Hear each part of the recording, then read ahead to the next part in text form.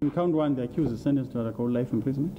In count 2, the accused is sentenced to undergo life imprisonment. Count 3, sentenced to undergo life imprisonment. Count 4, the accused is sentenced to undergo life imprisonment. Count 5, the accused is sentenced to undergo life imprisonment. Count 6, the accused is sentenced to undergo life imprisonment.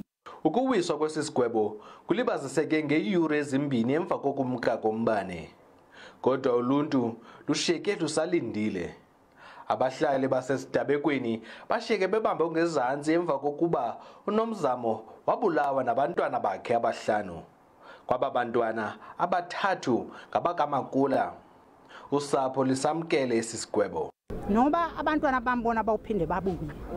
Kodwa ikhontethe kunqu inhliziyo yami ayihlela ndaweni yayo. Noko namhlanje ngandawulala ubuthongo. Kuba ubanjiwe. Lento nambe ndifuna uhulumeni wamgweba futhi ngolihlobo nambe ndicinga ngalo. Unconyiwe umsebenzi owenziwe ngabaphandi belityala. Esimeleke siyicacise into bana bonke abaphikele ekubeni baqhubeleke bebulala abantu abangomama beviolate rights zomama ilesson ekufanele into bababe bayayifumana namhlanje le. We are happy with the judgment, we are happy with the sentence. We think that this is what the accused deserved.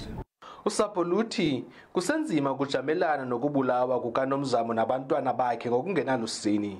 Imibutho yoluntu ithemba ukuba esisigwebo soba sisilumkiso kwabo babulala abantwana nabantu basetyhini. NdinguLwandile Mbulali, eXhora.